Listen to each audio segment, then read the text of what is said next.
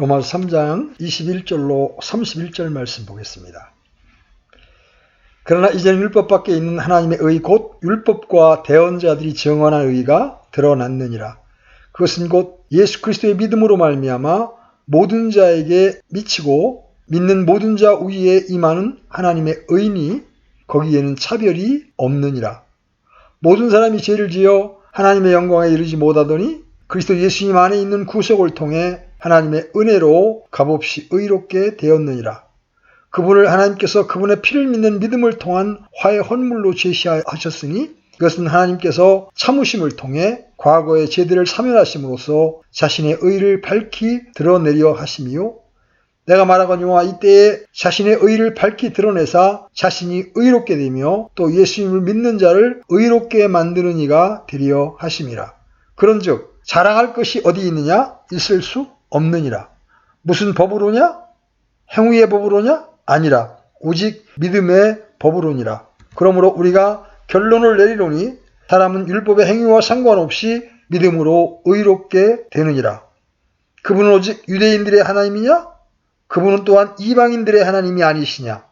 참으로 또한 이방인들의 하나님이시니 할례자를 믿음으로 말미암아 또 무할례자를 믿음을 통해 의롭게 하실 분은 한 하나님이시니라.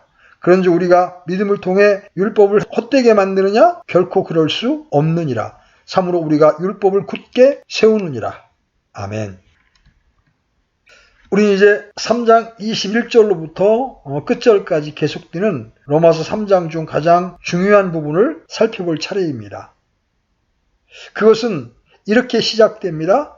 그러나 이제는 율법 밖에 있는 하나님의 의 곧 율법과 대언자들이 정언한 의가 드러났느니라. 그것은 곧 예수 그리스도의 믿음으로 말미암아 모든 자에게 미치고 믿는 모든 자 위에 임하는 하나님의 의니 거기에는 차별이 없느니라. 모든 사람이 죄를 지어 하나님의 영광에 이르지 못하더니. 이상의 말씀은 이 위대한 서신 중 하나의 새로운 부분이면서 3장에 있어서도 새로운 대목이 시작됨을 나타내고 있습니다. 이 3장을 편의상 세 대목으로 나눌 수 있습니다. 제1대목은 1절로 8절까지, 그 다음 대목은 9절부터 20절까지, 그리고 21절부터 제3대목으로 들어가는 것입니다. 21절은 두 가지 의미에서 새로운 부분의 출발점입니다. 하나는 3장에 있어서 새로운 항목의 출발점이라는 것이며 그보다 더욱 중요한 것은 이 로마서 전체의 주요 부분들 중 한 부분의 시작이라는 점입니다. 로마서 1장 16절로부터 시작된 부분이 3장 20절에서 끝납니다. 그런데 1장 16절로 17절은 복음에 대한 하나의 진술로 간주하는 것이 더 바람직합니다. 그 이유는 바울이 복음을 너무나 기뻐하고 자랑스럽게 생각하였고 또한 복음을 전파하는 것을 기뻐했기 때문입니다. 그리고 나서 1장 18절로부터 사람들의 모든 경건치 않은 것과 불의에 대하여 나타난 하나님의 진노에 관한 엄청난 진술이 시작됩니다.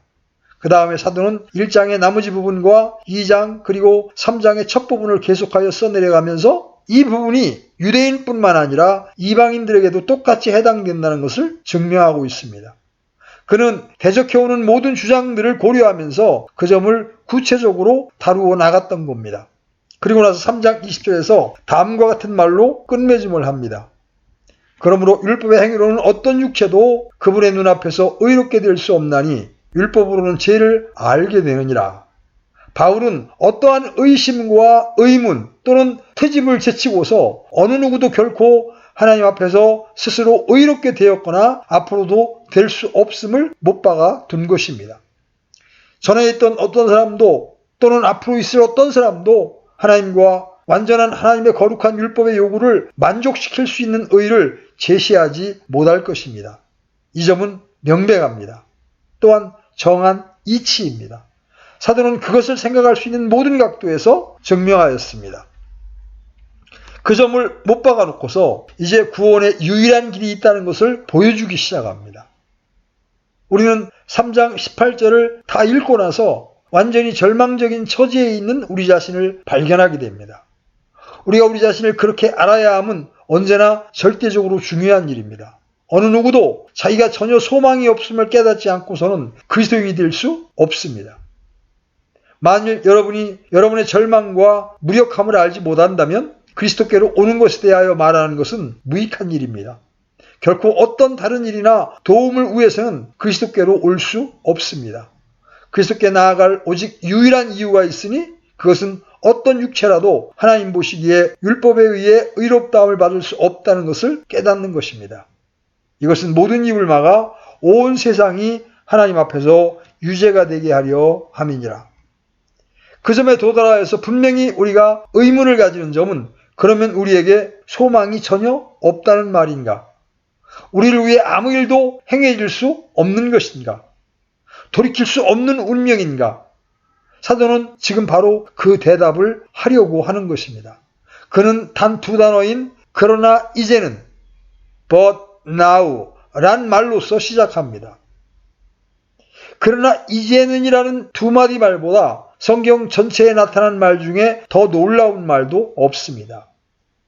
이 말이 얼마나 절대적으로 중요합니까? 이 말들은 사도가 복음을 소개할 때마다 함께 사용한 말입니다. 그는 처음엔 어둡고 절망적인 그림을 그립니다. 이것은 바울 사도의 기법일 뿐만 아니라 다른 사람들에게도 마찬가지입니다. 그러나 그것은 특별히 바울 사도의 어투이며 그의 특별한 문체에 속합니다. 그는 처음에 어둡고 지겹고 소망 없는 상태를 묘사합니다. 그리고 나서 그러나 이제는이란 말을 꺼내드는 것입니다. 청교도들과 그 많은 후계자들은 비교적 최근에까지 진정한 복음 전도는 반드시 율법의 작용에서부터 출발해야 한다고 가르쳤는데 그것은 그들이 이 가르침의 자세를 이해하였기 때문입니다. 그들은 복음을 소개하기에 앞서 율법의 작용이 우선해야 한다고 주장했습니다. 세계에 알려진 가장 위대한 복음 전도자 가운데 몇몇 사람의 생애를 읽어보십시오. 그러면 그들 모두가 그렇게 했음을 알게 될 것입니다. 청교도들 뿐만 아니라 청교도들의 영향을 매우 크게 받았던 사람들까지도 그 일에 아주 익숙해 있었습니다. 그들은 언제나 죄에 대한 확신으로부터 시작합니다. 조지 휘필드, 요한 웨슬리, 조나단 에드워드, 모레이 맥케인 등 다른 19세기의 인물들의 경우에서도 그 점을 많이 엿볼 수 있습니다. 이들은 언제나 율법에서부터 출발해야 한다고 주장했습니다. 이전까지는 바울은 정확히 말해서 그 일을 하고 있었으며 그 일을 한 다음에야 비로소 이제는 이라는 말을 꺼낸 것입니다. 여러분이 이제까지의 모든 것을 통하여 구체적으로 바울의 말을 이해했고 죄 아래 빠진 인간에 관한 모든 진술을 신중히 숙고했으며 또한 우리의 본성적인 자아나 아담에게서 물려받은 자아를 파악했다면 이제는이라는 말보다 우리에게 더 복되고 놀라운 말이 있을 수 없습니다. 그 말은 그리스도인이라는 우리가 어떤 입장에 서 있는가를 테스트하는 아주 예민하고 철저한 시금석이 된다고 생각합니다. 이 시점에서 여러분은 자신이 정말 그리스도인인지 아닌지를 확실하게 알고 싶지 않으십니까? 저는 이제는이라는 이 말이 가장 훌륭한 시금석 중에 하나라고 생각합니다. 제가 이제는이라는 말을 되풀이할 때 여러분 안에서 하나님께 감사합니다라는 감탄을 불러일으키는 무엇이 있었습니까? 여러분의 체험 가운데 이제는이라는 체험을 한 적이 있습니까? 이것이 가장 잘 나타나는 것은 저 유명한 메슨의 찬송가에서입니다. 주여 나 눈멀어 당신의 상한 얼굴 속 한 조각 은혜도 나 볼 수 없었네. 그러나 이제는 당신의 아름다운 얼굴 환한 빛 가운데 내게 비치네. 주여 나 기먹어 당신의 음성 들을 수 없었네. 그러나 이제는 당신의 온 말씀 귀에 들리고 나 기쁨 넘치네. 주여 나 벙어리 당신의 이름 영광과 은혜를 말할 수 없었네. 그러나 이제는 타오르는 정열로 나 기쁘고 내 입술을 깨어 찬양 노래 부르네. 주여 나 죽었고 일어설 수 없었네. 내 죽은 영혼 당신께 올 수 없어. 그러나 이제는 당신 나 일깨워 죄의 어두운 그늘에서 살아났네. 주여 당신 소경된 나 보게 하셨고 나 기먹으니 듣게 하셨네. 당신 나 벙어리인데 말하게 하셨고 죽은 나 살려주셨네. 그래서 나 포로의 쇠사슬을 풀어버렸네. 이 찬송가는 그런 관점에서 하나의 맥락을 유지하고 있습니다. 마지막 절을 제외하고는 각 절마다 넷째 줄에 그러나 이제는이라는 말이 들어있다는 것을 주목하실 것입니다. 그러나 이제는 모든 것은 변했습니다. 왜요? 복음이 그에게 왔기 때문입니다. 그는 죽었습니다. 그리고 눈멀었고 벙어리였습니다. 그러나 이제 그는 더 이상 그런 상태에 있지 않습니다. 이 말은 우리에게 양면성을 가지고 부닥쳐 옵니다. 그것은 복음의 서두일 뿐만 아니라 동시에 우리를 시험하는 말로 부닥쳐 옵니다. 이 점이 아주 중요하게 보이기 때문에 그냥 지나칠 수 없습니다. 우리의 체험을 가늠해 보기로 하십시다. 여러분에게 마귀가 와서 대들면서 내 마음속에 아직도 존재하는 것이나 행하고 있는 것, 전에 행하던 짓들을 보니 너는 그리스도인이 아니다라고 비난하며 여러분을 저주할 그때에 여러분은 마귀에게 무엇라고 대꾸합니까? 마귀의 말이 옳다고 머리를 끄덕입니까? 아니면 내 말이 옳다 그러나 이제는이라는 말을 합니까? 여러분은 마귀에 대항하여 이 말들로 대적합니까? 혹은 여러분이 성경 즉 구약의 율법이나 산상설교를 읽음으로 정죄감을 느낀다든지 파멸의식이 들 때에 여러분은 절망에 빠져 땅바닥에 주저앉아 버리지 않습니까? 아니면 머리를 쳐들고 그러나 이제는이라고 말합니까? 이것은 그리스도인이 취해야 하는 입장의 진수입니다. 이것은 율법의 저주와 양심의 가책, 그 애에 우리를 저주하고 짓누르는 어떤 것에 대해서도 대처하는 신앙의 답변 태도입니다. 이 말은 아주 경이로운 말입니다. 우리가 그 말을 견지해야 함과 그 말의 엄청난 중요성과 참된 의미를 깨달아야 함은 말할 수 없이 중요한 일입니다. 어떤 면에서 신앙이란 진실로 일종의 저항이라고 말할 수 있습니다. 모든 일들이 우리를 대적하는 것 같습니다. 단도직입적으로 묻습니다. 여러분은 신앙인입니까? 아닙니까? 그것은 대단히 중대한 질문입니다. 그 질문에 대한 여러분의 답변은 여러분이 어떤 사람인가를 단적으로 표명해 줍니다.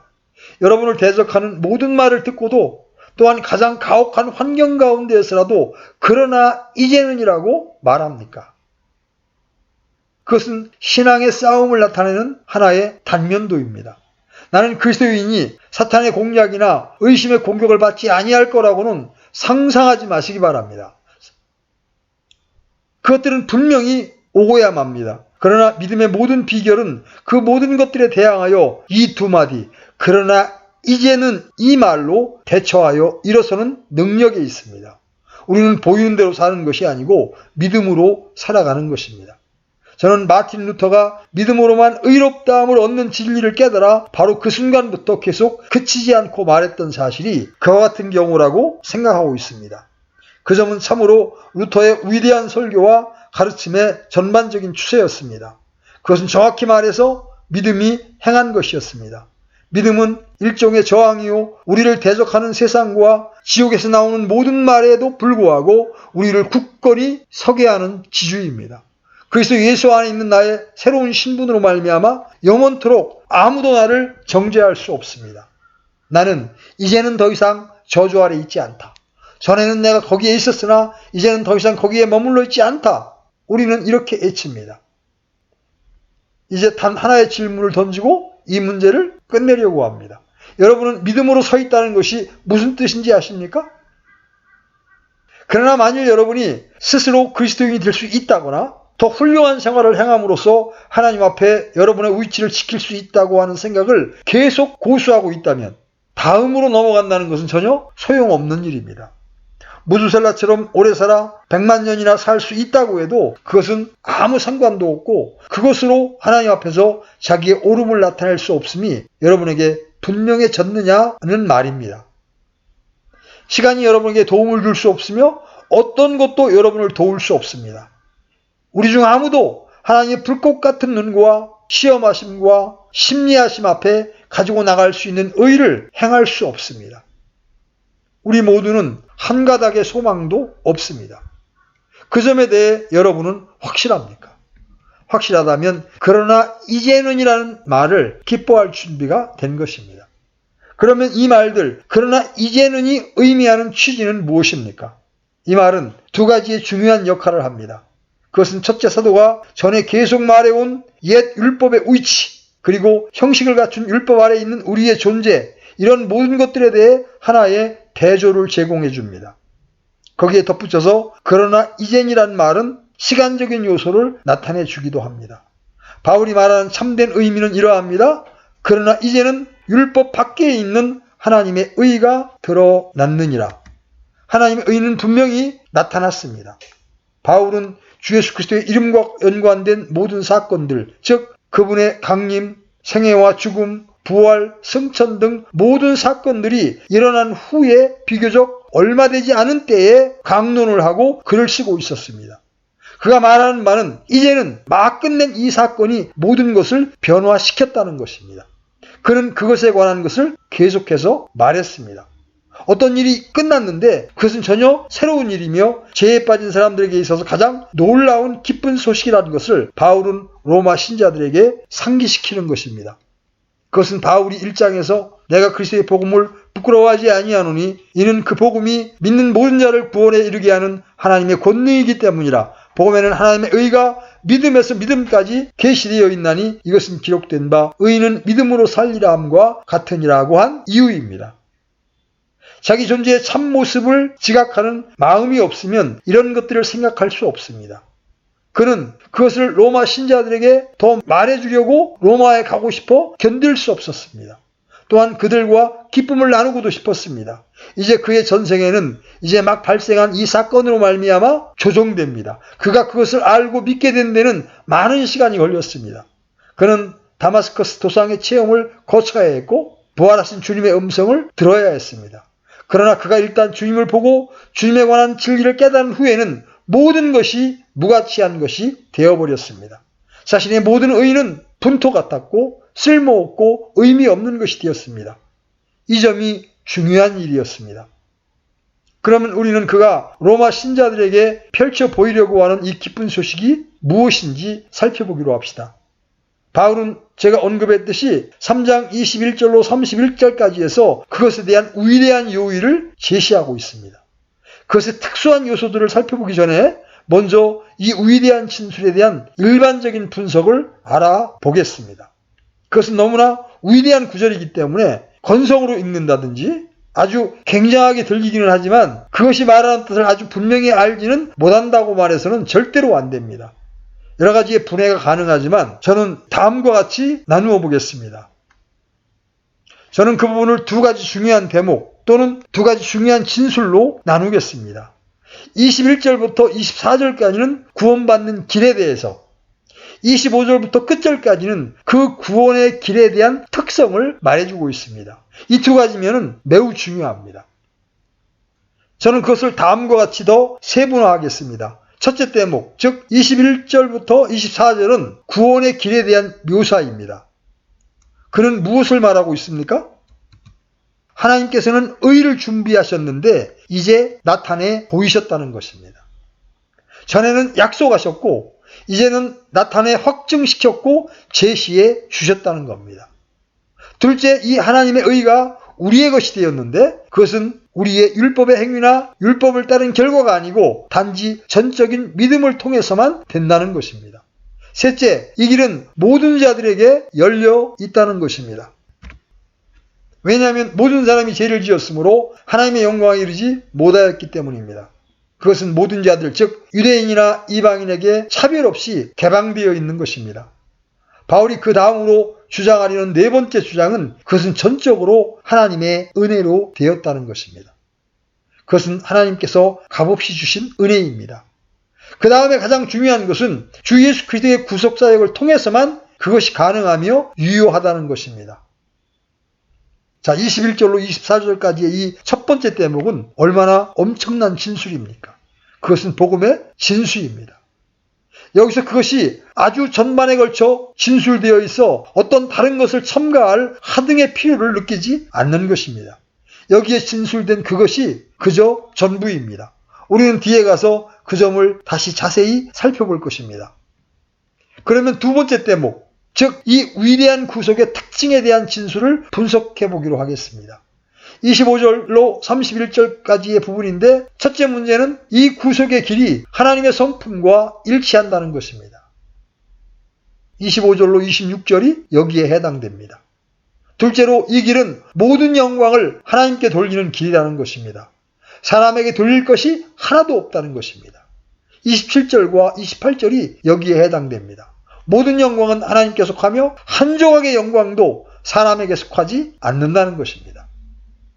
셋째로 이 길이 하나님이 모든 세상과 모든 민족의 하나님 되심을 보여주는 길이라는 것입니다. 하나님은 유대인의 하나님일 뿐만 아니라 이방인의 하나님도 되신다는 겁니다. 하나님은 온 세상의 하나님이십니다. 그런 거로 그분께서 제시해 주신 그 의는 동일한 방법으로 온 세상에 개방되어 있는 것입니다. 그것이 29절과 30절의 주장입니다. 마지막으로 우리에게 보여주는 것은 그 길이 율법을 영예롭게 하고 굳게 세우는 방법이라는 것입니다. 이 점은 이 위대한 사도가 전에 주장했던 가장 놀라운 진술들 중에 하나입니다. 사도는 20절에서 끝마친 대목을 아직도 의중에 두고 있다는 것을 주목하실 것입니다. 거기서는 부정적이었습니다. 이 구속의 방법은 하나님의 율법을 조롱하거나 폐하지 않고 그것을 세우며 어떤 의미에서는 율법을 높이 들어 칭송하는 것입니다. 그는 처음부터 내내 그의 논증을 변증하면서 그 주장들이 틀림없다는 것을 보여줍니다. 이 본문에 대한 개괄적인 분해는 이러한 것입니다. 이 본문이 전체 성경 가운데에서 가장 위대하고 중요한 부분들 중에 하나라고 해서 과장된 표현은 아닙니다. 그러므로 구속에 대한 우리의 사상이 반드시 이 부분과 일치해야 한다는 것과 이 부분을 시금석으로 해서 우리의 사상을 점검해 보아야 한다는 것은 필연적인 논리인 것입니다. 그와 마찬가지로 이러한 점검을 거부하거나 그 점검 중 어느 한 가지라도 부족한 점이 있으며 이 부분을 기본으로 하지 않는 구원의 방법이란 어떤 식으로든지 절대로 언급되어서는 안 됩니다. 제가 이 점을 강조하는 이유는 오늘날 우리들이 처한 상황 때문에 더욱 그러한 것입니다. 제가 생각하기로는 우리들이 어떻게 해서든지 사람들을 그리스도께 오게 하려고 너무나 지나치게 서두르는 것 같아 보입니다. 우리는 결과를 얻기 위해서 너무나 과민합니다. 그러나 우리는 우리의 메시지뿐만 아니라 그것을 전하는 방법에 있어서도 하나님의 말씀의 통제를 받아야 합니다. 이것은 하나님께서 구원하시는 방법에 대한 진술이며 또한 그 진술은 우리들의 것이 되어야 합니다. 우리는 어떠한 것도 그냥 흘려버려서는 안 됩니다. 모든 것은 이 시금석적인 부분으로 가져와야 합니다. 우리는 가감해서 말해서는 안 됩니다. 오직 우리는 하나님의 구원하시는 방법에 대한 이 진술 그대로를 말해야 합니다. 그러므로 이것은 특별히 모든 복음 전도자들을 위한 위대한 기준입니다. 우리의 메시지는 이것과 조화되어야 합니다. 어떤 이는 이렇게 말할지도 모릅니다. 아무리 그렇지만 그것은 오늘날 사람들에겐 먹혀들지 않습니다. 그리고 그들은 신학에는 관심이 없습니다. 거기에 대한 답변은 만일 그들이 그리스도인이 되려 한다면 신학에 관심을 가져야 하며 진리를 듣고 그것을 믿어야 한다는 것입니다. 성령께서 사람들을 처리하시기까지는 그들은 절대로 신학에 관심을 가지도 않으며 또한 그렇게 되지도 않을 것입니다. 그러므로 우리들의 임무란 성령께서 그들의 눈을 열어 그것을 깨닫게 하실 것과 능력으로 그들에게 진리를 심어주실 것을 믿으면서 그들에게 진리를 설파하는 것입니다. 여기 말씀들 가운데에 우리의 모든 설교를 실제로 통제하는 중대한 구절들 중 하나가 있습니다. 우리의 모든 설교가 여기 이 엄청난 진술의 한계 내에서 행해져야 합니다. 그러면 이제 그것을 상세하게 살펴보기로 하겠습니다.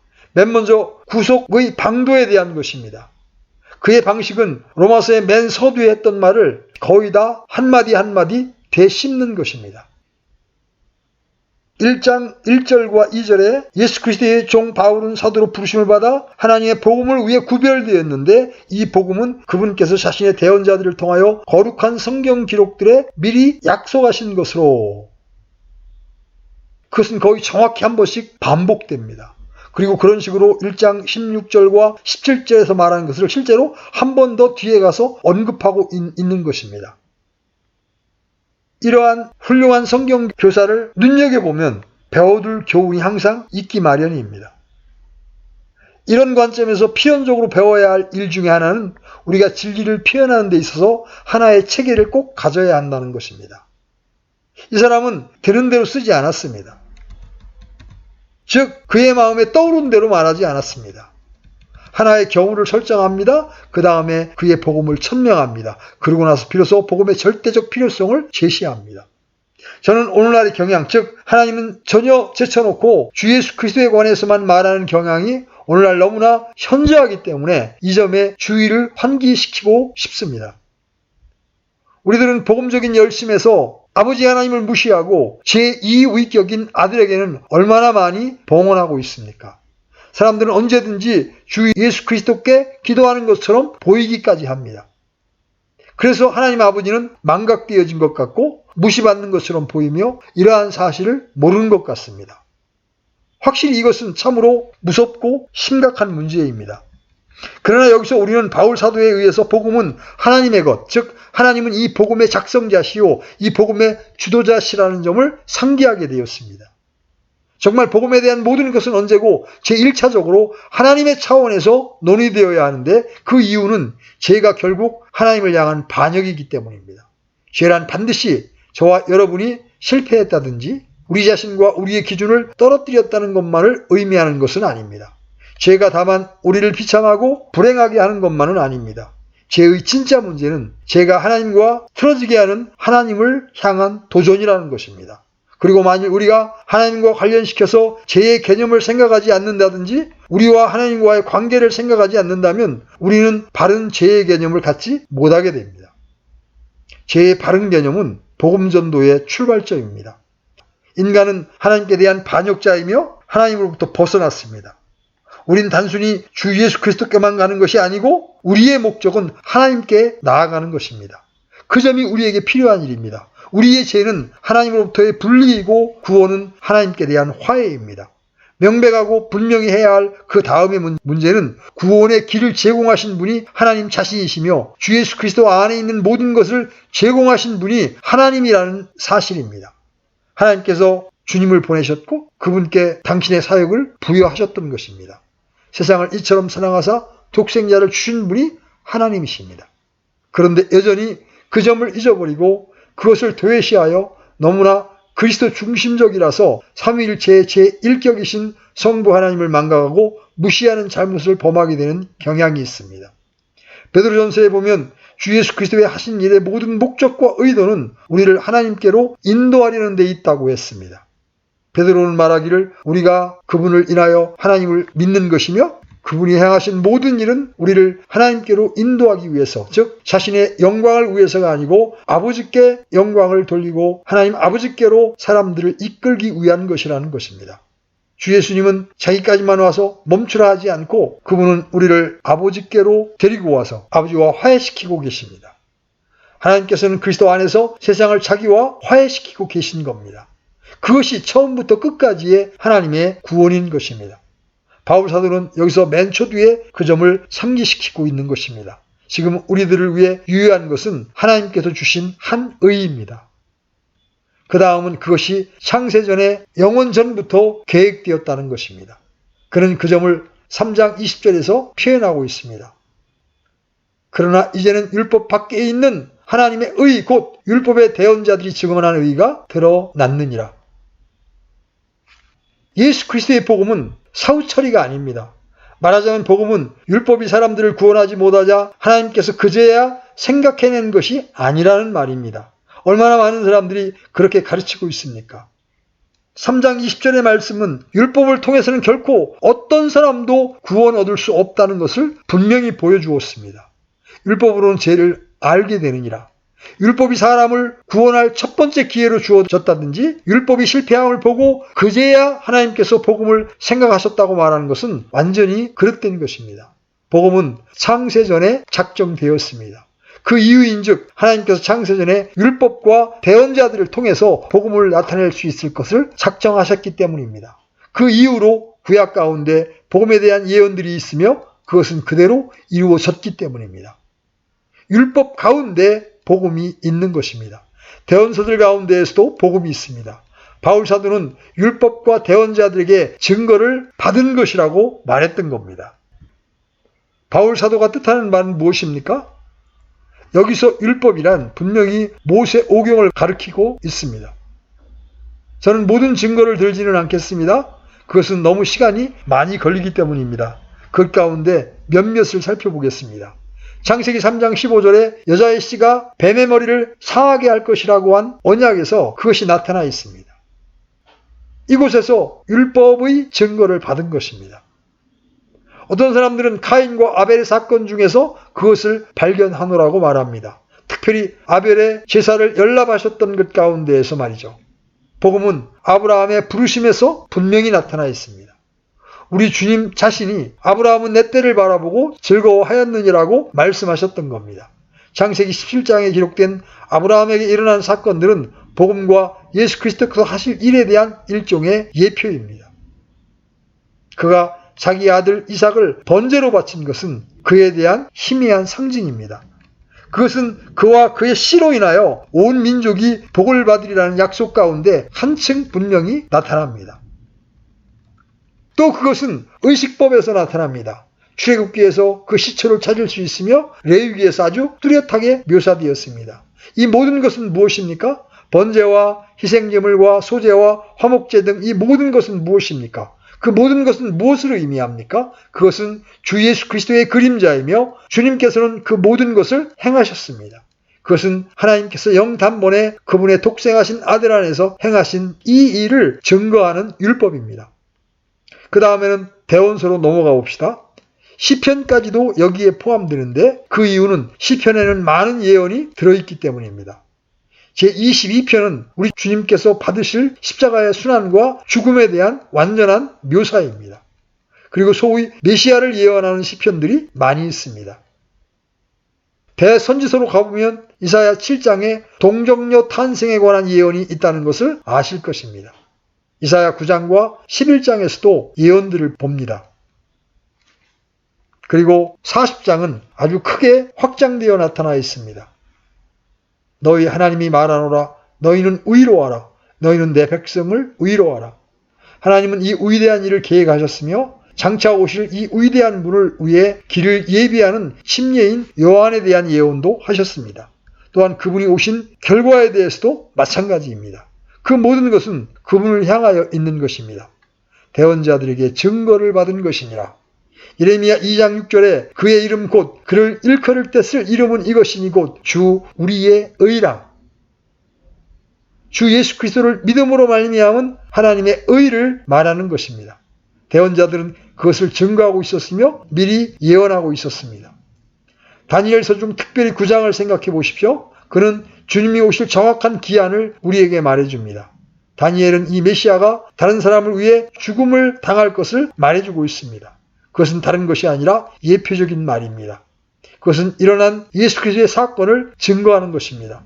그리고 여러분들은 스가랴서의 어디를 보든지 그것을 발견하게 될 것입니다.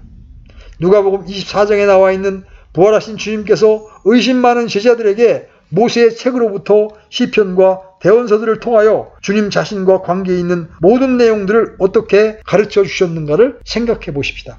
그것은 모든 구약에 예시되었고 예언되어 있습니다. 그분의 죽음, 부활, 그 모든 것이 거기에 있습니다. 베드로도 베드로전서에서 그와 같은 것을 표현합니다. 그는 대언자들이 그들이 쓰고 있었던 일, 즉 앞으로 일어날 일에 대해서 완전하게 이해를 하지 못했다고 말합니다. 그들은 언제 그 일들이 일어날 것인가를 알지 못했습니다. 그럼 그들은 무엇에 대해 썼습니까? 베드로는 그들이 그리스도의 받을 고난과 후에 올 영광에 관한 것을 예언하였다고 말합니다. 이는 주 예수님께 일어난 모든 일이 구약 가운데 예시되었다는 것입니다. 이 점은 우리들에게 성경의 두 짝을 항상 함께 가지고 있는 것이 중요하다는 것을 일깨워줍니다. 여러분은 신구약이 그리스도인들에게도 절대적으로 중요하다는 것을 어떻게 아십니까? 저는 구약이란 필요조차 없다고 하는 견해를 취하는 그리스도인들이 있는 것을 알고 있습니다. 그들은 구약은 필요 없다고 생각합니다. 얼마나 비극적인 실수입니까? 모든 성경이 전부 필요한 것입니다. 만일 진리를 절대적으로 알기 원한다면 신약뿐만 아니고 구약도 철저하게 중요합니다. 주로 교회들이 비유대적으로 되어갔던 초대교회의 시대에 구약을 보존시키고 새로운 문전들인 복음서와 사도행전과 서신들을 한 책 안에 집어넣게 하신 분은 일말의 의심도 없이 성령이십니다. 성령님의 인도하심입니다. 만일 제멋대로 두었다면 우리 가운데 많은 사람들처럼 그들도 틀림없이 모든 구약에 대해서 더 이상 필요성을 느끼지 않는다. 그리스도께서 오셨고 복음서가 우리에게 있지 않은가? 라고 말했을 겁니다. 그러나 만일 그처럼 생각한다면 복음서는 얼마나 초라할 것이며 얼마나 불완전하게 이해되겠습니까? 이 문제는 다음과 같은 이유 때문에 아주 중요합니다. 신약의 복음이 구약의 예언에 성취라는 것을 나타내 주지 않는 구원에 관한 설명이 어떤 것이든 참으로 부족하기 짝이 없는 것입니다. 그런데 문제는 오늘날 그런 일이 굉장히 행행하고 있다는 것입니다. 사람들은 구약의 많은 부분을 부정하고 비평합니다. 그들은 말합니다. 우리는 복음에만 관심이 있다. 여기서 바울 사도는 구원의 방법에 대한 우리의 설명이 구약의 예언의 완성이라는 것을 분명히 하지 않는 한 그것은 구원의 방법에 대한 참된 진술이 아니라는 것을 아주 간단 명료하게 표현하고 있습니다. 신약의 다른 부분에서도 그것을 찾을 수 있습니다. 또는 다른 식으로 즉 복음을 진술할 때 복음과 구약을 완전히 배치되는 것으로 본다면 그것은 전혀 그릇된 것입니다. 그렇게 말하는 사람들이 많습니다. 그들은 구약은 하나님과 그분의 사랑에 관한 고대의 견해이다. 왜냐하면 희생에 대한 교훈, 피에 대한 가르침, 그것은 율법주의이며 유대주의이기 때문이다. 우리는 거기에 대해서는 전혀 관심이 없다라고 말합니다. 그들은 그 점을 부인하며 거부하고 복음이 그것과 전혀 배치되는 것으로 보고 있습니다. 그에 대한 이유는 그들이 그리스도의 보혈에 대한 설교를 좋아하지 않는다는 것입니다.